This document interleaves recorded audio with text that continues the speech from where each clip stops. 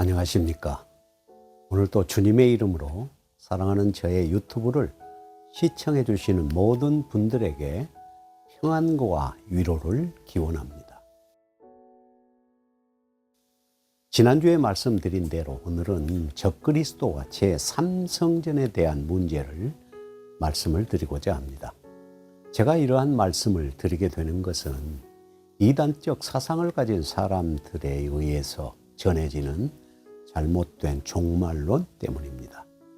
위험한 종말론 세상에 빠져 현실 도피의 삶을 살거나 가족 관계가 깨어지고 잘못된 신앙을 하고 있는 분들이 많기 때문에 성경이 말씀하는 진리들을 알려드려야겠다는 의도에서입니다.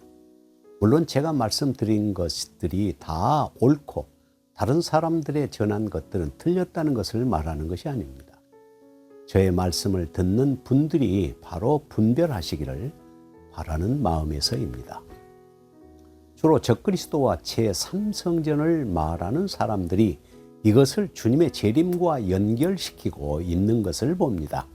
마치 이러한 내용들이 주님의 재림을 알리는 징조처럼 여기기 때문에 성경은 이러한 것들을 말씀하지 않고 있으며 성경을 왜곡하고 있다는 것을 알려드리고자 하는 것입니다. 적그리스도와 제3성전을 말하는 사람들이 근거로 삼는 구절이 바로 데살로니가 후서 2장 1절에서 8절의 내용인데요.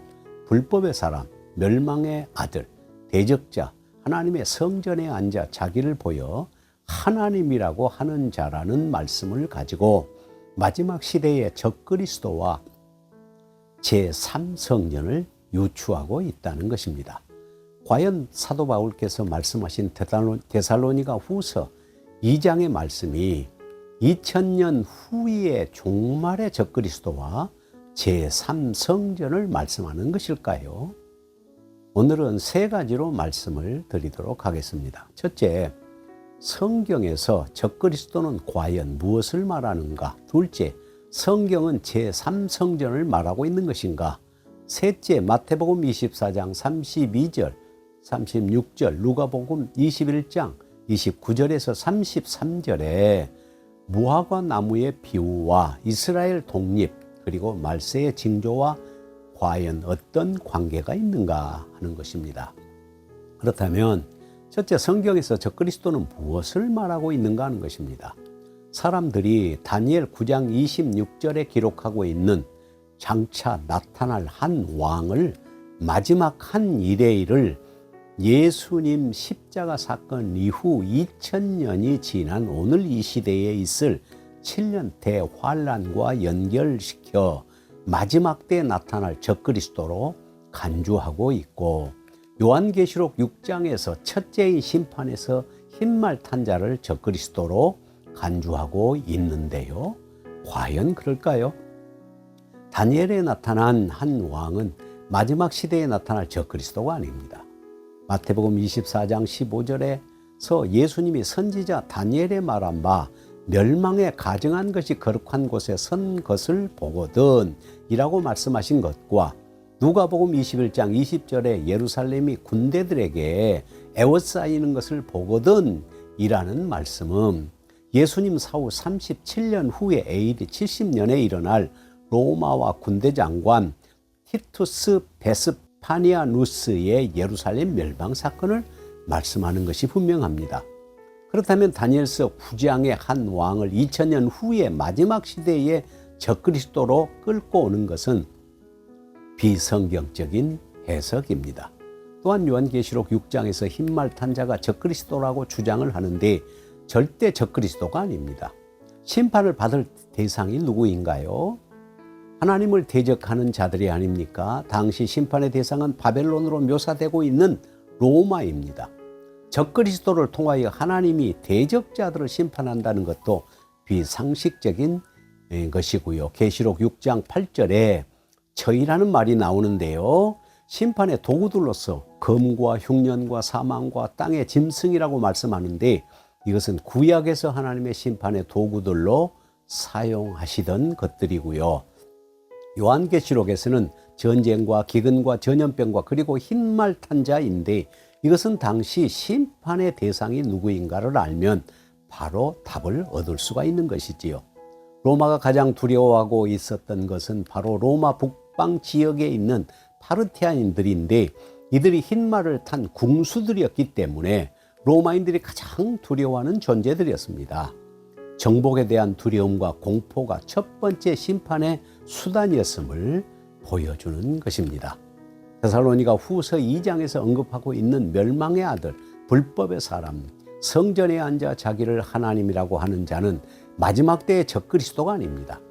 사도 바울은 예수님 사후 37년 후의 사건에 대하여 데살로니가 성도들에게 이미 언급을 했고, 불법의 비밀이 벌써 활동하고 있다고 전하고 있습니다. 데살로니가 후서는 주후 53년경에 기록된 말씀으로 티투스의 예루살렘 멸망 사건을 나타내고 있는 것이지요. 따라서 데살로니가 후서에서 언급하고 있는 존재는 티투스임을 분명히 하고 있습니다. 요한일서 2장 18절에는 많은 적그리스도를 언급하고 당시 마지막 때라고 말씀합니다. 어떤 특별한 한 사람을 적그리스도로 언급하지 않습니다. 요한일서 4장 3절은 예수 그리스도께서 육체로 오신 것을 부인하는 영이 바로 적그리스도의 영이라고 당시 영지주의 사상을 적그리스도의 영으로 표현한 것입니다. 요한2서 7절에는 미혹하는 자가 곧 적그리스도라고 말씀합니다. 베드로후서 2장 1절에서는 거짓 선지자가 미혹하는 자로서 적그리스도임을 분명하게 밝힙니다. 마지막 때에 어떤 특정한 사람을 적그리스도라고 지정하지 않는다는 것입니다. 위험한 세대주의 종말론자들이 적그리스도를 특정하고 예루살렘 성전에 앉아 GPS 전산 시스템으로 온 세계를 통치하고 지배한다는 논리는 비성경적인 사상이라는 것을 말씀을 드립니다. 둘째, 성경이 과연 제3성전을 말씀하고 있는 것일까요? 제1차 성전은 솔로몬이 지었죠. 성전은 하나님께서 자기 백성과 함께 하신다는 증거로서 하나님의 영광이, 쉐키나, 하나님의 영광이 임재하였고 아무나 성전을 출입할 수 없었습니다. 그런데 하나님께서 열왕기상 9장 6절에서 9절에 보면 솔로몬에게 만일 너희나 너희 자손이 아주 돌이켜 나를 쫓지 아니하고 내가 너희 앞에 둔 나의 계명과 법도를 지키지 아니하고 가서 다른 신들을 섬겨 그것을 숭배하면 내가 이스라엘을 너희 준 땅에서 끊어버릴 것이며 내 이름을 위하여 내가 거룩하게 구별한 이 전, 예루살렘 성전입니다. 전이라도 내 앞에서 던져버리리니. 이스라엘은 모든 민족 가운데 속담거리와 이야기거리가 될 것이며 이 전이 높을지라도 무릇 그리로 지나가는 자가 놀라며 비웃어 가로되 여호와께서 무슨 까닭으로 이 땅과 이 전에 이같이 행하셨는고 하면 대답하기를 저희가 자기 열조를 애굽 땅에서 인도하여 내신 자기 하나님 여호와를 버리고 다른 신에게 부종하여 그를 숭배하며 섬김으로 여호와께서 이 모든 재앙을 저에게 내리심이라 하리라 하셨다라고 기록하십니다. 결국 바벨론 왕 느부갓네살에 의해서 완전히 예루살렘 성전이 파괴되었고 제2차 성전은 스룹바벨과 여호수아에 의하여 성전을 재건하였지만 BC 167년 안디오코스 에피파네스에 의해서 완전히 파괴되었습니다. 제3성전은 헤롯이 유대인들의 환심을 사기 위하여 43년 동안 크고 웅장하게 지었으나 AD 70년 티투스에 의해서 완전히 파괴되었습니다. 첫 번째 솔로몬이 지은 성전에는 하나님의 영광이 함께 계셔서 대제사장 외에는 출입할 수가 없었지만 두 번째 스룹바벨 성전이나 헤롯 성전에는 하나님의 영광이 지성소에 함께한 흔적이 없습니다. 분명한 것은 에스겔 40장 이하에 말씀한 성전은 제3성전을 말하는 것이 아니라 바로 신약의 교회를 말씀하고 있습니다.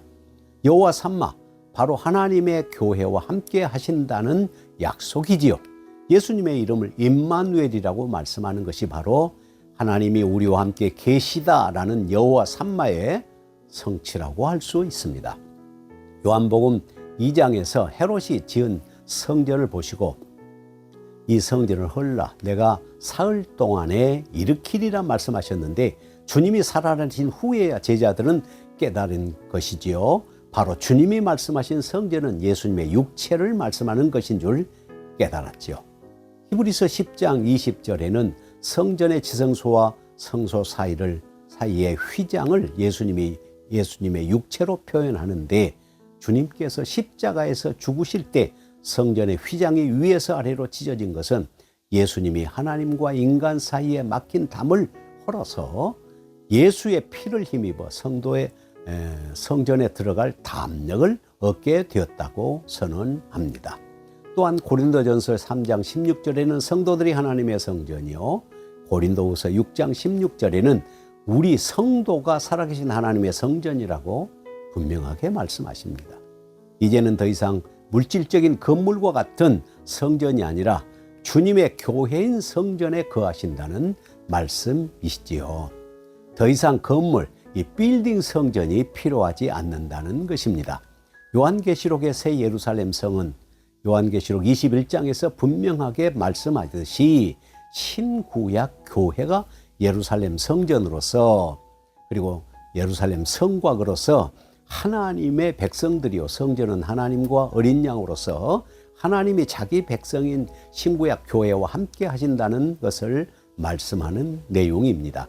교회가 곧 하나님의 성전이지 제3성전은 성경에 없는 것으로서 메시아닉 주나 잘못된 세대주의 종말론자들이 주장하는 것입니다. 잘못된 종말론적 사상입니다. 마지막으로 마태복음 24장 32절 36절 그리고 누가복음 21장 29절에서 33절의 무화과나무의 비유가 이스라엘의 독립을 나타내며 말세의 징조를 말하는 것일까요? 본문에서 말씀하는 무화과나무는 이스라엘을 나타내는 비유가 아닙니다. 누가복음에는 무화과와 모든 나무를 보라고 말씀하시지요. 싹이 나면 너희가 여름이 가까운 줄 아나니 이런 일이 일어나는 것을 보거든 하나님이 가까이 온 줄을 알라고 주님이 말씀하셨지요. 그렇다면 이스라엘 독립이 말세의 징조일까요? 아니면 이런 일 곧 주님께서 말씀하신 예루살렘의 멸망과 마지막 때의 징조를 말씀하는 것일까요?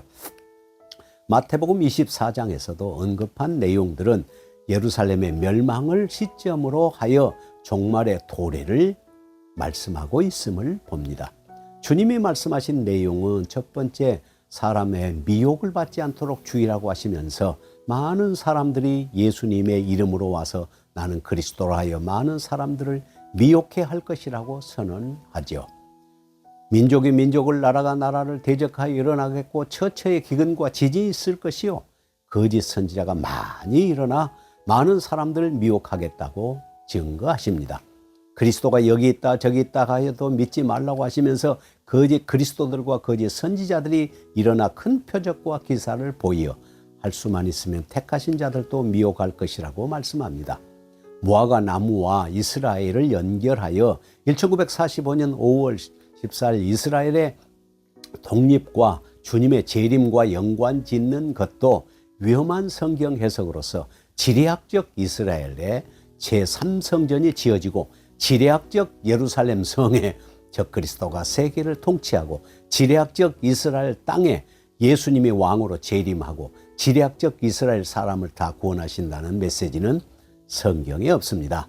로마서 9장이나 11장에서 말씀하신 대로 이스라엘의 남은 자 곧 은혜로 택하심을 받은 자들과 이방인 가운데 구속받은 백성들이 진정한 하나님의 교회로서 하나님의 성전이 되고 하나님과 어린 양이 함께 장막을 치신다는 말씀입니다. 요한계시록 7장에 말씀하신 바와 같이 하나님이 자기의 백성들 가운데 장막을 치셔서 다시는 줄이지도 목마르지도 않게 하시고 생명수 가운데로 인도하시며 저희 눈에서 눈물을 씻어주신다는 메시지는 교회 가운데 임재하시는 주님을 말씀하는 것입니다. 요한계시록 21장 3절 4절에서도 보라 하나님의 장막이 사람들과 함께 있음에 하나님이 저희와 함께 거하시리니 저희는 하나님의 백성이 되고 하나님은 친히 저희와 함께 계셔서 모든 눈물을 그 눈에서 씻기심에 다시 사망이 없고 애통하는 것이나 곡하는 것이나 아픈 것이 다시 있지 아니하리니 처음 것들이 다 지나갔음이라고 말씀하십니다. 따라서 적그리스도는 어떤 특별한 사람을 말하지 않고 거짓 선지자들 다수를 말하며 제3성전은 존재하지 않고 교회 곧 성도들이 성전이며 지정학적 이스라엘의 독립이 말세의 징조나 주님의 재림의 징조가 아니라는 사실을 분명하게 아시기 바랍니다. 현재의 세계 정세와 기후의 변화, 지진과 해일 등의 자연재해와 사람들의 악한 행동과 거짓 선지자들의 출현은 주님의 재림이 우리 앞에 임박했음을 증거한다고 생각합니다. 누가복음 21장 34절에서 36절의 말씀을 기억합시다. 너희는 스스로 조심하라. 그렇지 않으면 방탕함과 술 취함과 생활의 염려로 마음이 둔하여지고 뜻밖의 그날이 덫과 같이 너희에게 임하리라. 이날은 온 지구상에 거하는 모든 사람에게 임하리라. 이러므로 너희는 장차 올 이 모든 일들을 능히 피하고 인자 앞에 서도록 항상 기도하며 깨어 있으라. 감사합니다. 오늘은 여기서 마치겠습니다. 안녕히 계십시오.